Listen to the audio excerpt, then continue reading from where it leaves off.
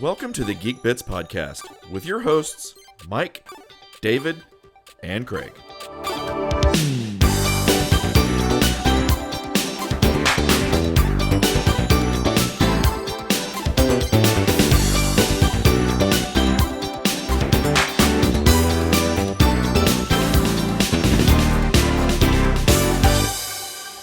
Hello, everybody. Welcome to the GeekBits podcast. You have myself, Craig Bowes. I'm actually in my home right now because we think my wife may have had COVID, so I'm not able to be in the studio with David and Mike. But we have David Murray, the guy, and Mike Murray from the Geek Pub, and we are on episode 4. Is that right, Mike? You got it. 4 today. And today we're going to talk about one of my favorite topics, which is the relationship between video games and tabletop role-playing games. And this goes beyond, just if you're actually playing a computer role-playing game. This could be an action game. I think the whole video game industry has been influenced by tabletop role-playing games. So if you want, I can kind of kick it off with my experiences with games. And I've got some props here to show some of the old-timers, like to give off some nostalgia. That's interesting to people. Awesome. I love your UNT mug there. So Yeah. nice school. Yeah, go ahead and kick us off. I'm really thrilled. This is, I think, going to be one of my favorite episodes, and I know you're really passionate, and you were into this a whole lot more than I was as a kid.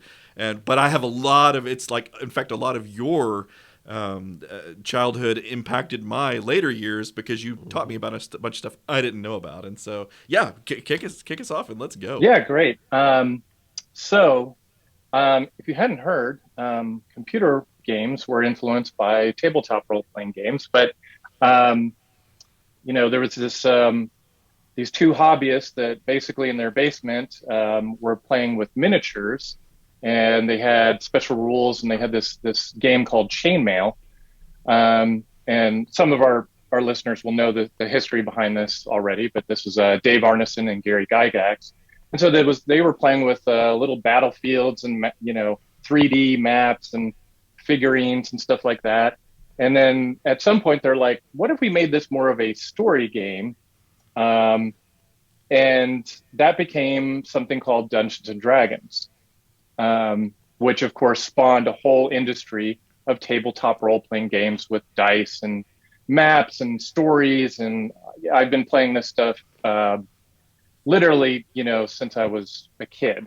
But I actually did not get started with that. Probably like a lot of people, I got started with role-playing games through the computer, and I only got into tabletop role-playing games pretty quickly afterwards, but like maybe a year afterwards. Craig, I have to tell you, I just learned something about you just now, because I would have swore it was the opposite direction. Yeah, I thought so No. too. I thought he was already into that stuff. Yeah. No, it was actually computer games that got me into it. So the first computer game I ever had, my dad got me this, and this is the original album The cover. 'Cause Standing Stones.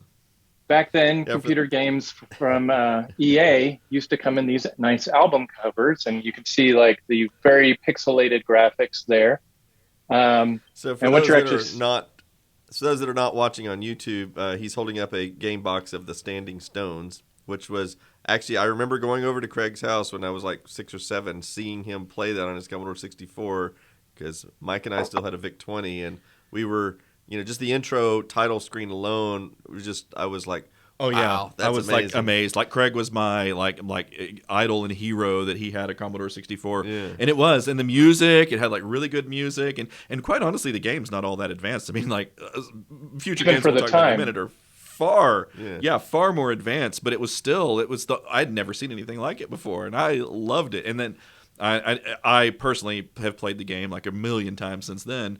But yeah, it's that is probably one of my fondest memories, that the one David's bringing up right now of my childhood with you, Craig. Well, and to me, it was such a big deal because my dad went out and just got me this game out of nowhere. I don't think it was a Christmas or birthday present or whatever, and I was hooked on it.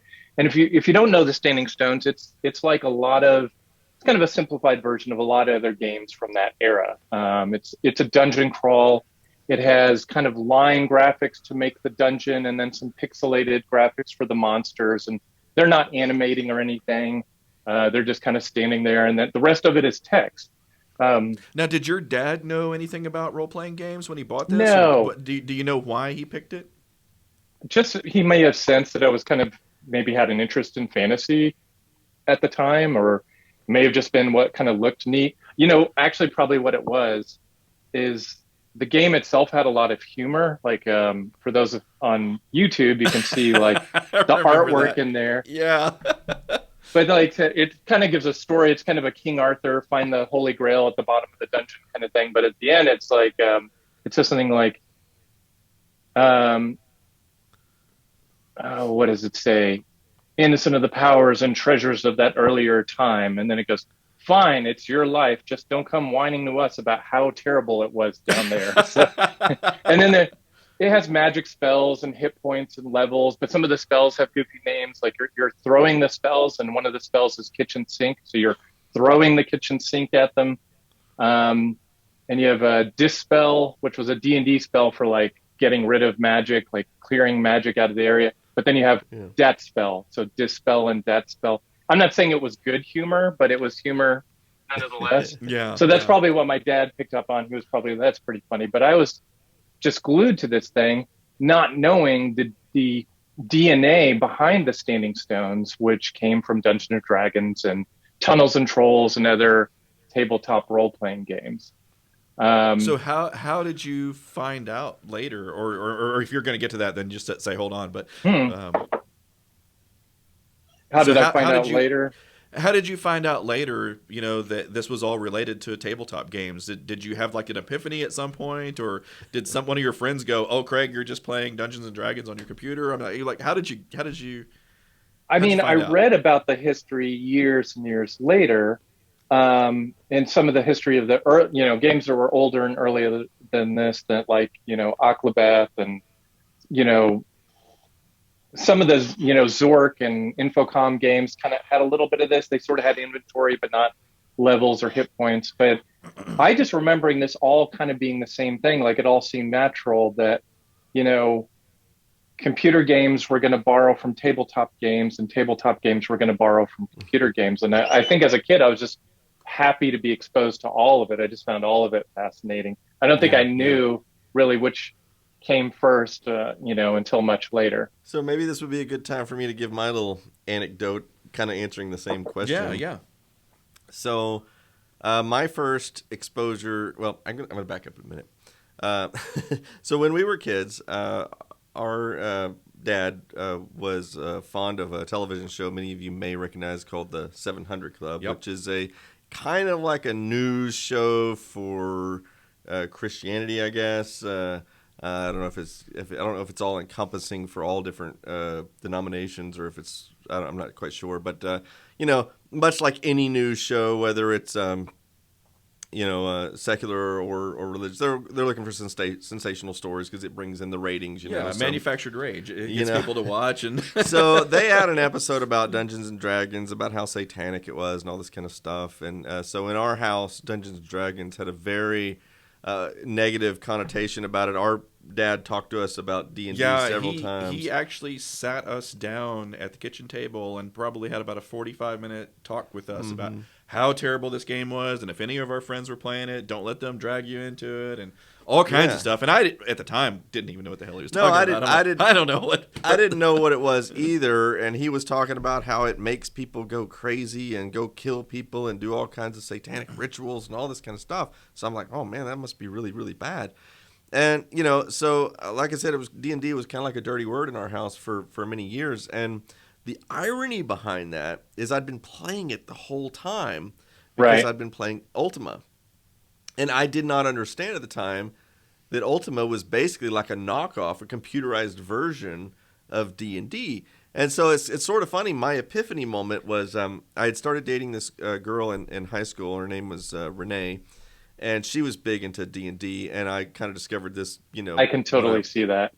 when I knew first Renee, went, Yeah, when I first went to her house and saw her room, it was full of all kinds of little dragon figurines and stuff. And she told me how she was really into dragons and of course, Dungeons and Dragons, whatever. And of course, when she said that, immediately I was kind of like a red flag went off, like, oh no, that's that thing we were warned about as kids or whatever.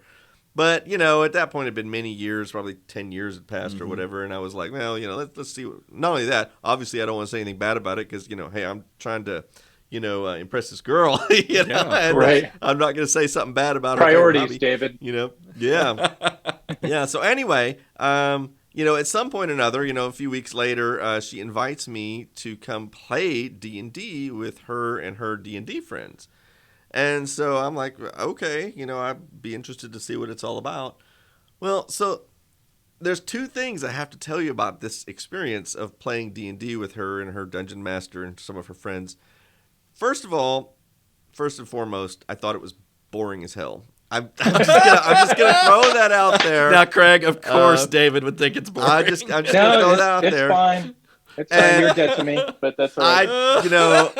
I We tried, don't like you anymore. Obviously, because, girl and all that kind of stuff, I tried my absolute best to pretend that I was interested because, I didn't want to hurt my chances of, the relationship. But, the thing is, part of the reason that I found it boring, it brings me to point number 2, is that I immediately recognized the similarity between this and the Ultima that I'd been playing for years on the computer. And I think the reason I found it boring is because I feel like, hey, I've already been playing the next evolution of this. You guys are still playing the outdated version from decades earlier when people were from the dumb ages when they didn't have computers. David's driving the Ferrari around town, and they're still in the horse with the whip, buggy and whip. Yeah. And, so I think that's why I found it boring is because, like I said, I just moved. I'm already beyond that with what I've been. But nevertheless, it was an interesting epiphany to realize because at some point it occurred to me. It's like, this obviously came first. Ultima must have been based on this, and many of the other role-playing games as well. And it was, and as I found out later, it was. So, and of course, but I will also throw in there.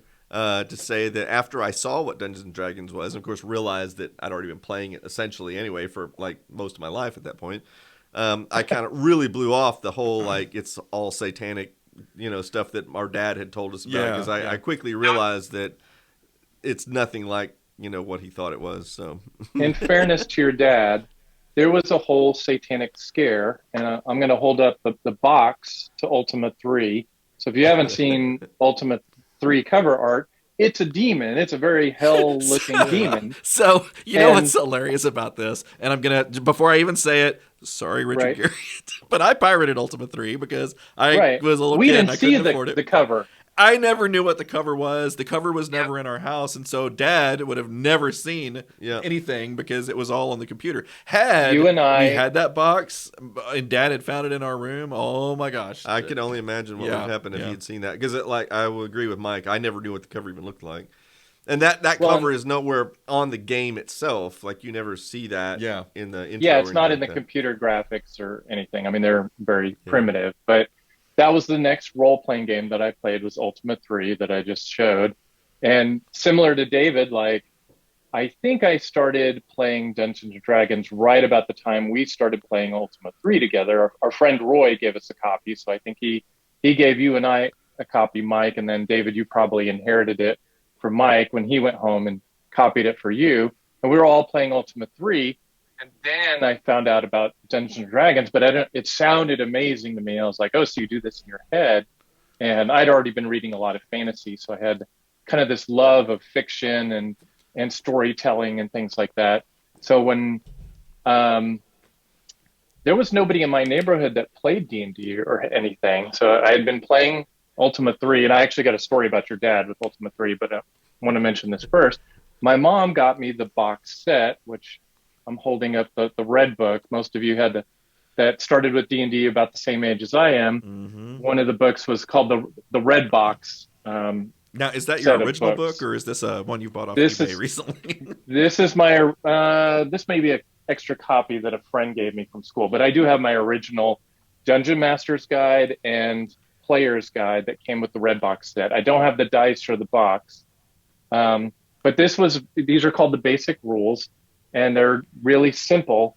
And there was nobody in my neighborhood to play this. So I just read all the rules, was completely confused, but wanted to try it anyway. And then I rounded up my brother and this kid down the street and maybe one or two other people.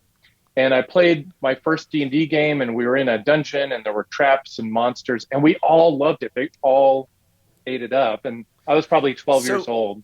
So it's interesting to me because Craig, you tried to get me into that around the same time period, I think, and because we lived down the street. Like, I don't know if everybody knows, but Craig lived down the street from David and I. Actually, at a couple of different times at a couple of different houses, and so my first experience, because I remember sitting there in your I think it was your living room in your mom's house there, and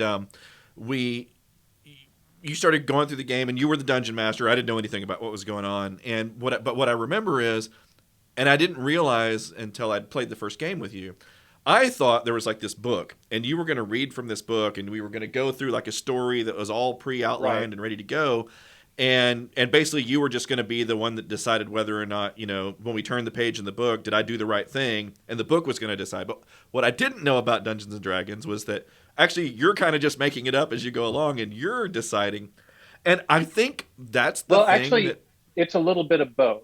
Is it? Even back then, yeah. So you have, like in the basic set, it has an adventure in it. And it's got a kind of a choose your own adventure kind of thing, like go to number 13 or number 10 in the story, and it has maps and stuff like that, so you can kind of see what's going on. But that was just so like somebody could play it and kind of get the rules down just playing by themselves without a dungeon master. Which is probably what I did. But the reason that I'm bringing Sorry, there's a little lag for those that are listening or watching online. There's a little lag on the Zoom meeting, so we kind of talk over each other every now and then. So the reason that I'm bringing that up, though, Craig, is that I think my brain had been programmed because I had been playing, like David had mentioned earlier, Ultima and Standing Stones and stuff like that, and my brain as a child had been programmed to the computer's going to make all the rules, and it's going to be 100% fair for everyone playing, and nothing can happen outside of that pre-designed, very rigorous set of rules in the computer. And so when I was playing with you, and all of a sudden I would do something, and I'm thinking, this is gonna win the game. Craig would magically come up with this thing that happens, and this trapdoor opens in the ceiling, and things come out, and like you're just making that. Okay, I'm gonna say it. You're just making that shit up, right? And I didn't like it at first, and it took me probably 3 or 4 or 5 times of playing D&D before I'm like, oh, okay, I can get into this, and I can like loosen up and get out of the rigor that my brain had around it being a computer-based game. So I had the same perception when I started. Yeah, that it was very rule-based and very much you go from point A to point B to point C, and when you can do a lot of that with modules that kind of predefine areas in a town or a dungeon or whatever, but you could also, and you almost always have to make something up. But some people don't prep at all. Like I'm very much an improv. Like I have just kind of this vague story outline when I'm playing with my kids or my brother to this day. I'll just kind of have this basic story idea, and it's like, if you want to go ask the beggar what his problem is, you can. But if you don't want to just walk by him and keep going on to something else, I'll just come up with it. Yeah, I'll just figure it out. I would just want to kind of confirm what Mike said. And when I played with my girlfriend in high school, that was my observation as well. I at first thought that it was a game with hard rules, and like the Dungeon Master was kind of like the banker in Monopoly. Exactly. You have very strict rules what you have to do. But I kind of realized over time that they are kind of making this up as they go along. In fact, that's one of the reasons I didn't like it, because I felt like, the computer offered you a universe where there's strict laws of physics, basically, for lack of a better analogy, that you have to adhere to, which I felt like when you're dealing with people, like it could be unfair, as you say, biased. Yeah, absolutely. Yeah. Well, and there's plenty of horror stories about a mean DM that just wants to kill off, the entire party of people, or he doesn't like one particular, that guy stole my girlfriend, So he kills off David's character because David stole his girlfriend, from high school. You have horror stories like that. But some of the rules are very strict even back then. Like, I also didn't like the way I noticed a lot of the people that came to the event in high school, like to play. they had their own characters, and they came into the room, and they're like, "Here's what my character has." Like they would kind of like in Ultima, like you have like a certain number of hit points, and you have a certain levels of different virtues and stuff like that, and dexterity and all that kind of stuff. It's like they brought this into the game, saying, "Well, this is what my character has," and I'm like, "Well, how do we know you really earned all that in previous That's games?" awesome. I could have just as easily walked into this room and said, "Well, my character's got this, So I kind of felt also a little alienated by that as well, because there's a certain trust factor that I felt like you had to have there. Of course, there was many players that just fudged their character roles and like what they had and stuff like that. Usually,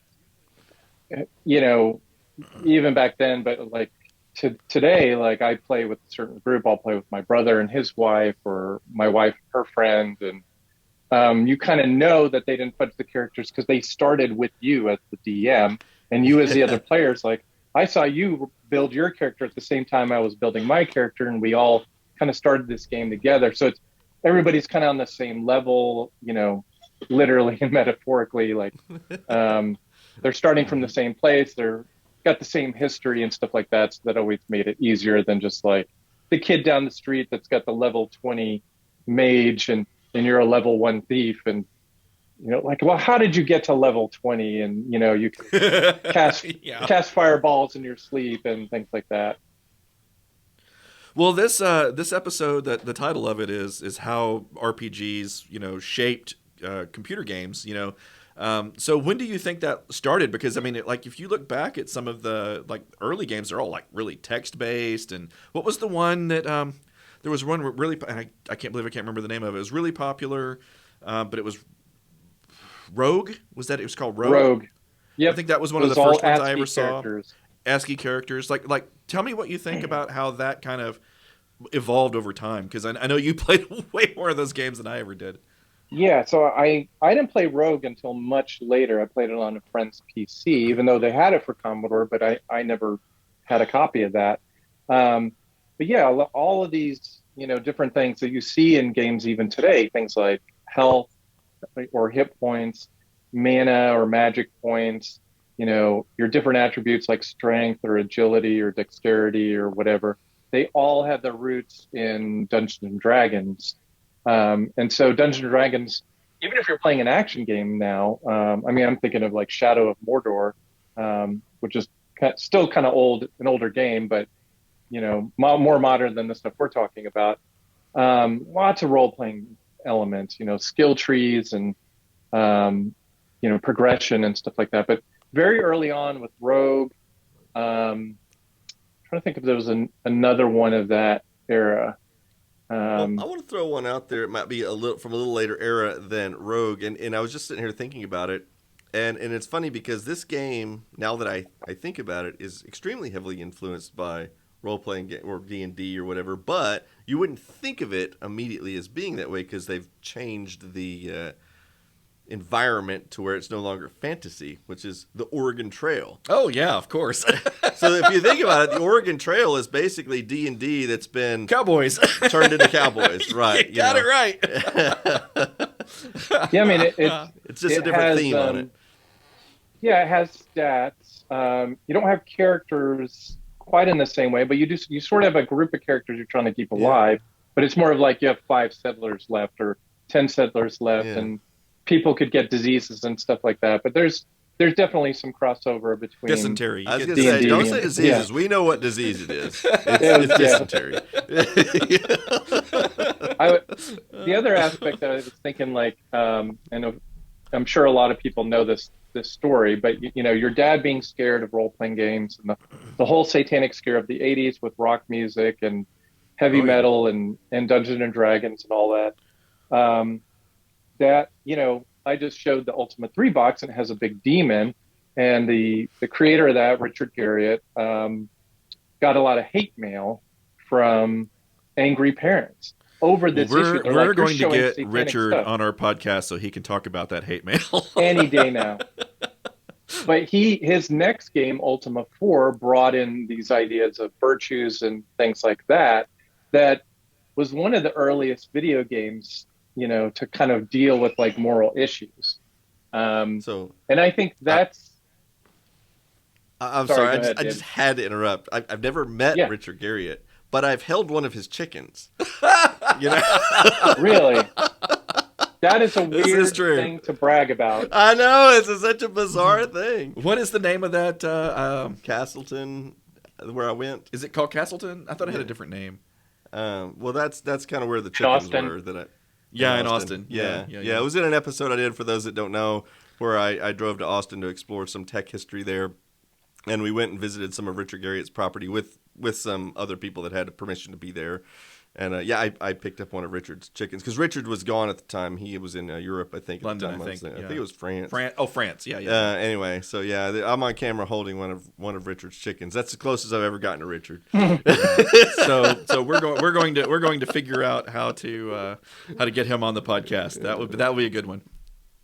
The funny thing, you were talking about your dad earlier and his, fear of Dungeons and Dragons and things like that. I remember being in the car and we had purchased Ultima 4, but had made copies for you, me, and Roy. Mike, I don't know if you remember that. I do. We'd all pitched in. Sorry, Richard, we pirated it, but at least we each I paid a eventually third. bought it, and in fact, I think no, that's 5. I have a copy of 4. I promise.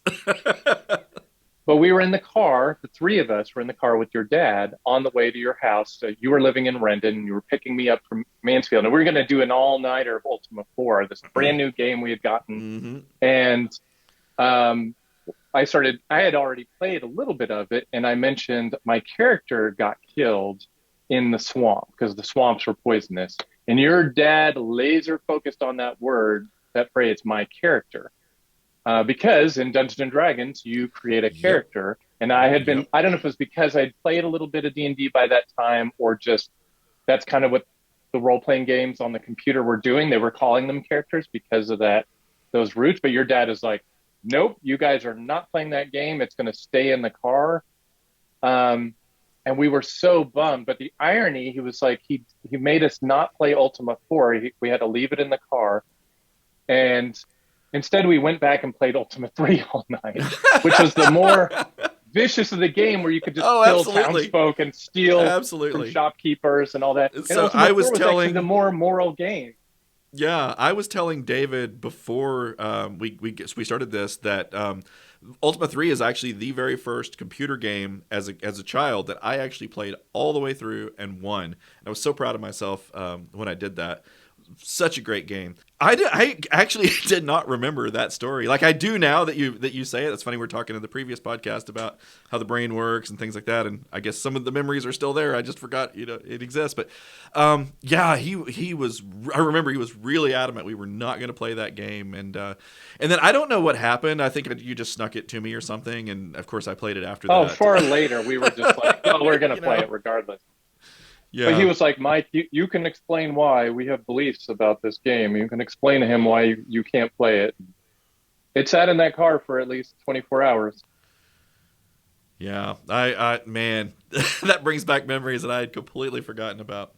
And it was so funny too, because Richard Garriott specifically made Ultima 4 where you had to become a good person. Like, and D&D has sort of this problem. Like D&D has this concept of alignment where you can be good or evil, and they layer on like lawful or chaotic or something in between. You have these different alignments, but you don't have to play good characters. It's kind of hard to play good characters. Like if your friend is playing an evil character and you're playing a good one, that can be a little difficult because your values are going to collide. But in Ultima 4, you have to be a good person. I mean, you can try it, you can kill the townsfolk, but the game is going to penalize you, and it's going to be impossible to win. You're not going to get that satisfaction.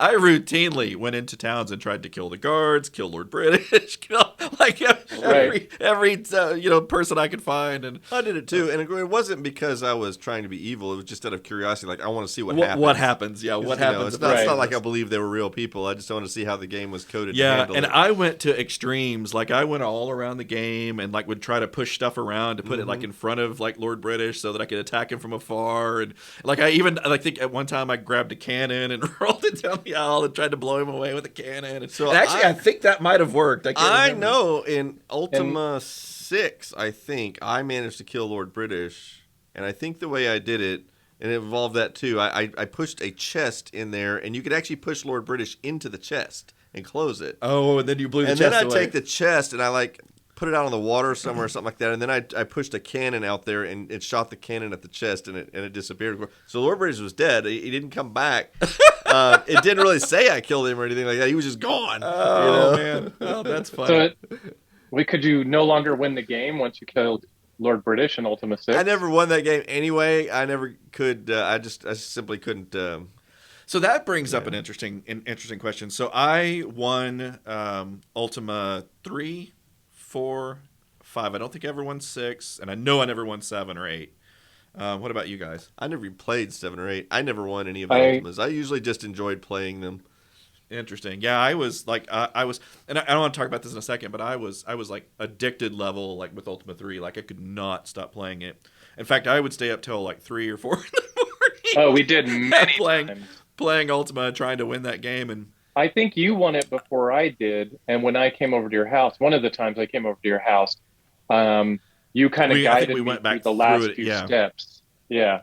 So that I could win it. And I actually have to say with Ultima 3, and maybe even some of the later Ultimas, but I know with Ultima 3, I actually resorted to, there was people remember like FidoNet, but I actually got on there and found some guy who explained how like the last 2 or 3 steps worked, because I don't think I would have ever figured it out if I hadn't read that. I won 3, then I almost won 4, but I got stuck at some point. There was like a secret door or something I couldn't find in one of the dungeons, and then 5 came out, so I started playing 5, and I got a hint book that you could buy because there was no internet, and so anytime I got stuck, I used the hint book with like if I got lost in a dungeon or whatever. And then later I went back and won 4, like with a fresh pair of eyes. I found the last dungeon, got the last stone, and went into the abyss. And so I won 3, 4, 5, and didn't have a computer for a long time until you helped me get the AST computer around 1996. And I tried to go back and play the Ultimas, but at that time, like they were kind of outdated, even as far back as 96. Like I think 8 had just come out, and I did go ahead and win 8. But 6 and 7, I just couldn't play. Like, it just were too rough. 7 was in 2 parts, right? If I remember correctly. Yeah, Serpent Isle. Part 1 and Part 2. Yeah. So that's interesting because that's kind of a tie-in to the story I wanted to tell. So when I was younger, again, knew nothing about RPGs, knew nothing about Dungeons and Dragons, and then you introduced me to Standing Stones, and then from there Ultima and all of that, and I played a lot of those games. I know you played a bunch of other ones like Bard's Tale and some things like that I never really got into, but I took a hiatus from most all of those games because I got into like Doom and Duke Nukem 3D and games like that. More action-oriented. Action games, yeah. And that was also at a point in my life where I was a teenager and I didn't have a whole lot of time to play games because I was going out with friends and girlfriends and all of those types of things. Must have been nice to have friends and girlfriends. So then I got back into RPGs in my, I guess it would be in my 30s, late 30s, I guess, when I started playing World of Warcraft. And I didn't start playing World of Warcraft until it had been out for 4 or 5 years. So I was kind of late to the game. But I got like hooked on World of Warcraft. I was doing the same damn shit. I would stay up till 3 in the morning playing it and then have to get up and go to work the next morning and all of that. But that game was the first game, I think, that taught me what Dungeons and Dragons was like in a lot of people's heads, and I'm going to explain that. I think it's really important. A lot of people talk about how they like to read books and because they think that the image that they create of the whatever in their mind is way better than what somebody could create in a movie. And my brain doesn't work that way. I think about things like when I read like if I read the Star Wars, like a book on Star Wars Episode 1, I'm just gonna be thinking about the movie in my head because I don't like create these fantasy worlds. So World of Warcraft was like the fantasy world that I never realized could exist. And somebody created it for me. Right, the graphics got good enough.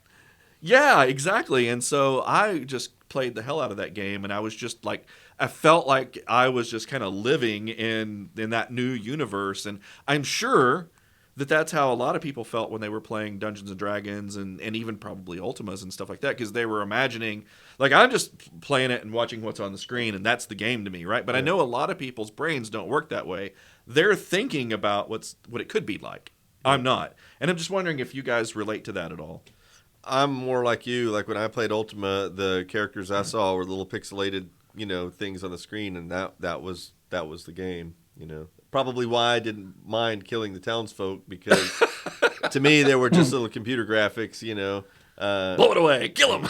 Because I suppose if I'd been imagining them as real people, then maybe I would have been more compassionate towards them or something like that. Poke 75348, 25 or whatever, and that They're character's gone.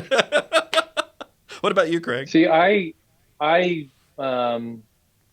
my adolescence was difficult, and my strategy to that was to escape. And some of that was on the computer, but some of that was in fantasy books. So again, my dad had gotten me The Hobbit. So I got totally into Lord of the Rings. I read which is the trilogy after The Hobbit, which is the grandfather of fantasy role playing. Even the early D&D books, they did take some stuff from Greek myth and things like that, or Babylonian, but they also took a lot from Lord of the Rings, like the way they describe elves and orcs and things like that. And so I escaped into those books. And so I was already seeing the fantasy worlds in my head. And so Dungeons and Dragons was just a way to make that social with other people. Like you had some rules where it wasn't just make believe. It's not just like, pow, pow, you're dead, or I swing my sword, you're dead. No, I'm not. I dodged out of the way. The dice and your stats could resolve all that for you. So, you were talking about whether dungeon masters were fair. If you had a good one, they'd let the dice and your character stats resolve things instead of them just making an arbitrary judgment. And I always say, even with my kids are learning to DM. I'm like, you may have an idea of how something should turn out, but at least give the players a chance to roll the dice to try it. Maybe they'll get really lucky. If it's not something impossible for them, it's just unlikely. Maybe they'll get it and surprise you, and you'll just have to deal with it. But they'll feel like they have agency. They're part of the story. They can get things done. But I think I mentioned this to you a few months ago. When I was playing Ultima, it's like, sometimes I just saw a little white pixelated Lord British going around, and I'd shoot him with the cannon, he'd blow up or whatever. I used the pirate ship in Ultima 3 to kill Lord British. You could coax him. If you attacked him, you could coax him out, or no, you'd have to kill somebody else. Then he would chase you out to where there was a pirate ship, and then you could take it over and shoot him. But I think I mentioned this to you a few months back, like I would also sometimes look at the maps in Ultima 3 or 4 and imagine what that landscape, it would be a lush grasslands with horses on it, and there would be mountains in the distance. Never did that. I didn't always do it, but sometimes I would kind of be like, what would this be like in the real world? What would Britannia be if I actually was the avatar visiting it? And I would kind of imagine that when I was playing the game or just thinking about the game later on. And so I had a very active, story-driven, imagination even as a kid. Interesting. Yeah, I'm on like that. I guess if there's like two sides of a book, I'm on the opposite cover on that one. That's really interesting. I know a lot of people are more in your camp, and I think that's why I never read a lot of fiction books as a kid. I read a ton of like Peter Norton's Assembler or stuff like that, but I nuts never and bolts read any kind of things.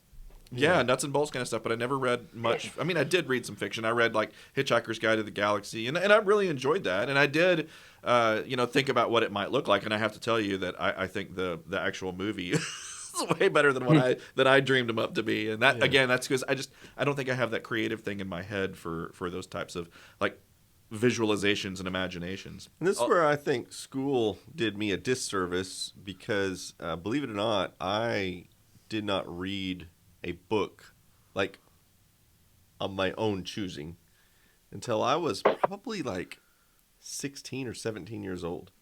Wow. Because we had to read books in school for like English class and literature class and stuff like that. I had to read, Charles Dickens and William Shakespeare and on Tale of Two Cities and all these kinds of things. To be honest, they didn't grip me, right? In fact, it was a struggle to read those books because I would read like a page and I'm like, what did I just read? I was thinking about something else because this is so boring. Let me go back and read it again. And because school made us read these books and we didn't really get like a choice or anything, I just thought books were boring. Yeah, it's And, funny you say that because the story I just told is directly related to that, and I remember being in school, and I don't remember what grade it was, but I remember this conversation, and it was the teacher wanted us to read. We had like this choice of 5 books to read, I think, and every kid had to pick one of the 5 books, and it was like, I don't know, I'll make it something up, To Kill the Mockingbird, or some books like that, right? And the Scarlet Letter, maybe, I don't know. But anyway, I asked her, I said, is there any other books that I can read, something I'm actually interested in? And she's like, well, what kind of book would you want to read? And I actually told her, I said, I've started reading The Hitchhiker's Guide to the Galaxy. I'd like to finish that. And she goes, that's not real literature. So if it was science fiction and nerdy, that wasn't a good enough book, right? Yeah. And how times have changed, but Yeah. So, I mean, I'll give you a similar story, although mine ends on a happier note. I think it was a sophomore in high school, and first day of English class, my English teacher had a big,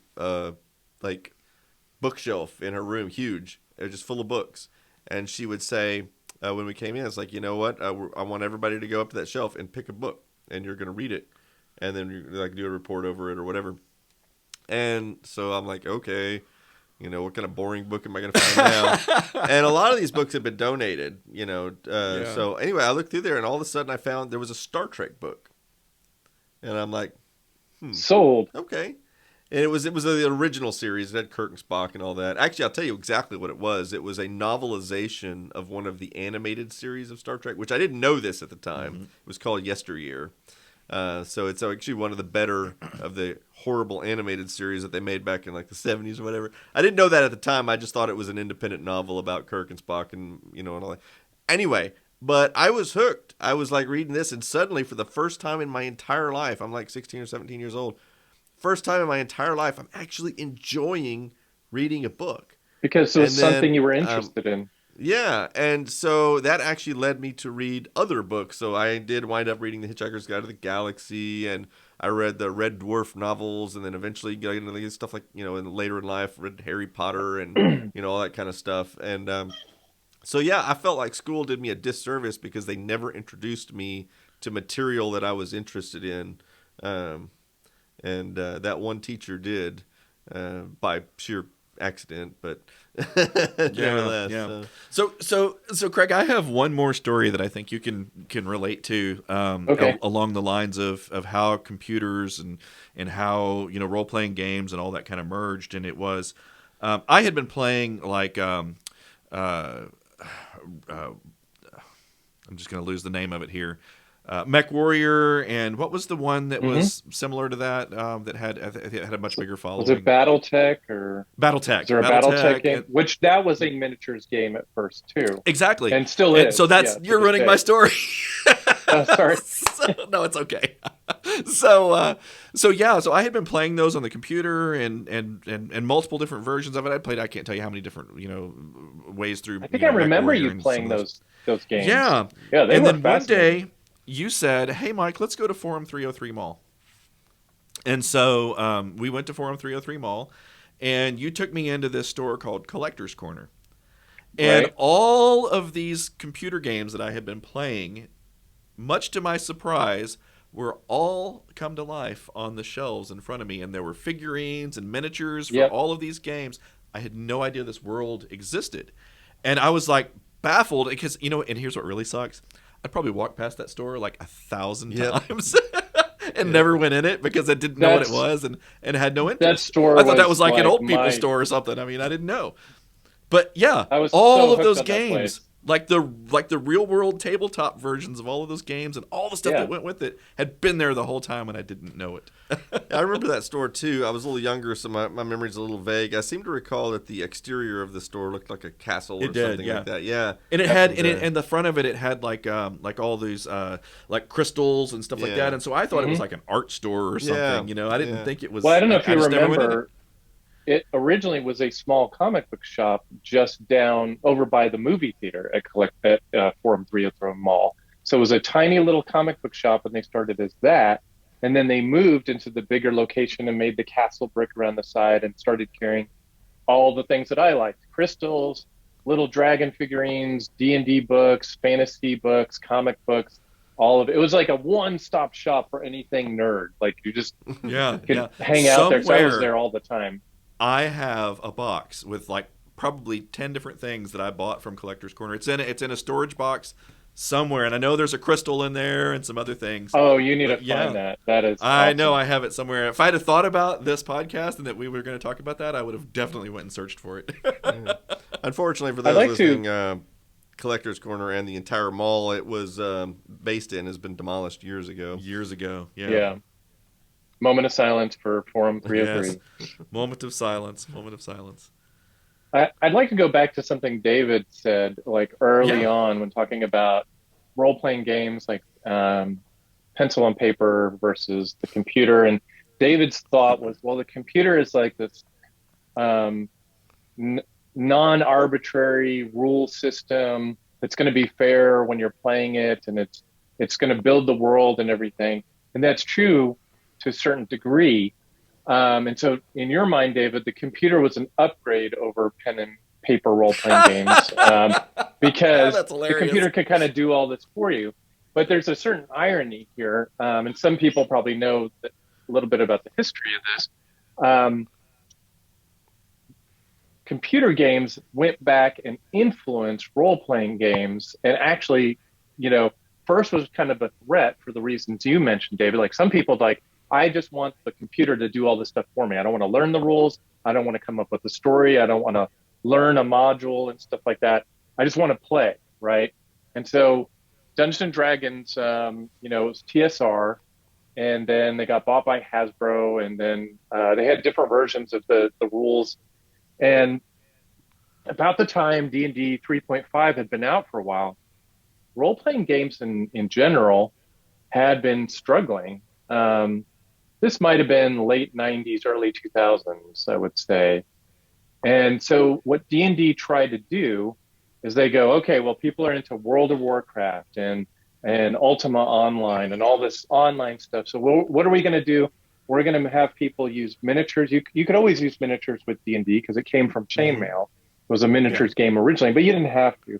Well, D&D 4th edition was like, we're going to make this as much like World of Warcraft as possible. We got to save the genre because they were on the verge of going out of business because of computer stuff. And so they made D&D 4th edition, and the old school players hated it. Like all the people that had played D&D 1, 2, No and 3 surprise. were like, what is this crap? Like you couldn't play the game without a map and without little figures and things like that. But it kept it limping along. But then I think another thing happened. A lot of people got into what are known as open world computer role playing games, right? And well, I'd say it's a combination of things that probably happened. People got into things like Skyrim, or before that, Morrowind and Oblivion or Fallout, and all those are role playing games. They have hit points and stats and attributes, and there's a certain amount of luck involved and all of that. You advance your character, and there's a story to it and everything. And I love those games. But what started happening was about right before 5th edition came out, people were like, well, I like this open world stuff where I can just, there's not a beginning, middle, and end. I'm just going to go out and have adventures, which guess what? That is the way a lot of people that didn't use modules and stuff, people like me, made D&D work. We're just like, you're in an inn and you see two orcs and a dwarf talking, or you're in a jungle and you hear something off to the side, and you know you guys know each other because you've been traveling this jungle for days, you know, and you just make up a scenario, and then the players just get to decide, we're just going to go off in this direction and follow the story wherever it goes, and the DM sort of makes it up as they go along. So I think people got interested, perhaps they got interested in D&D again because it was a less of a linear thing. It's like, well, I like the open world stuff with games. Could that apply to pen and paper? The other thing for me through all of this was the social aspect of D&D. It was a way for me to kind of learn social skills and you know enjoy my friends and things like that. And so Yeah.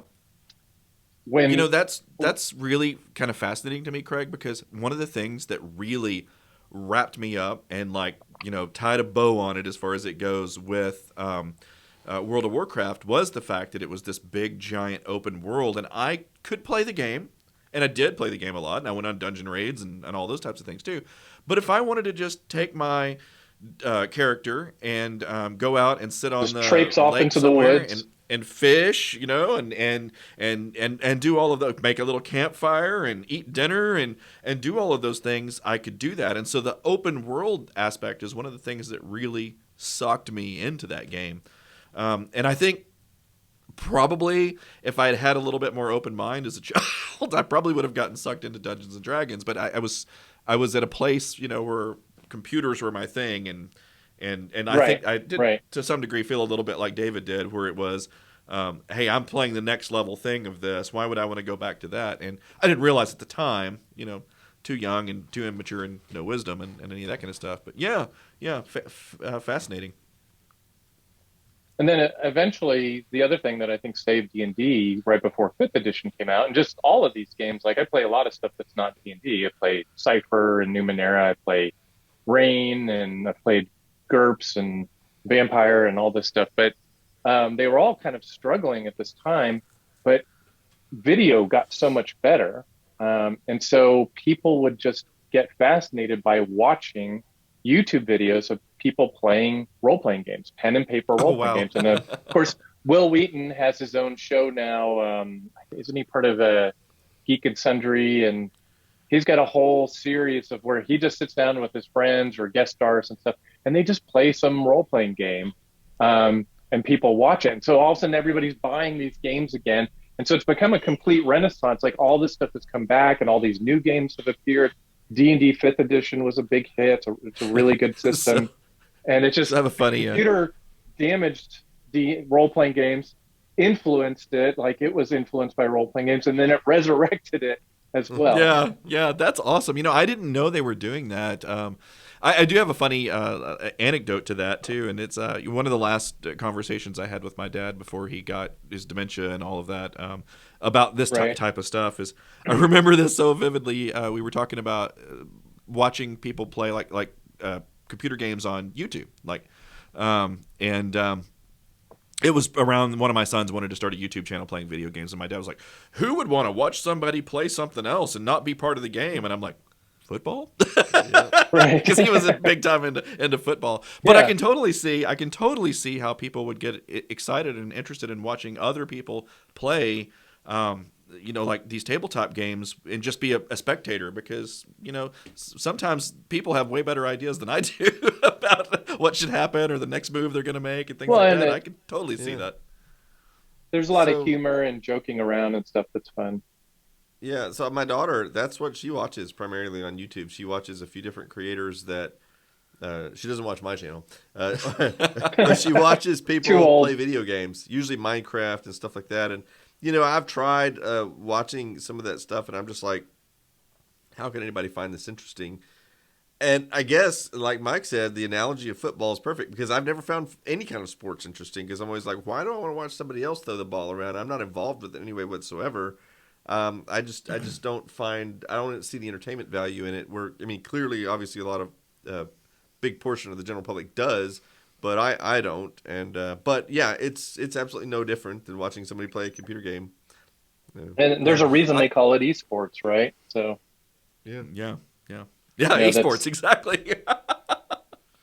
Watching role-playing games on YouTube or whatever is kind of another form of esport, I guess. Or tabletop sport. I tell you what, I'm gonna totally Google that. I'm gonna YouTube that when I get some time and see what people are playing, and I may watch a few of them. That's an area of entertainment that I have not explored. Well, I think we're at sort of the end of our time for this episode. Do you want to kind of wrap us up and roll us off?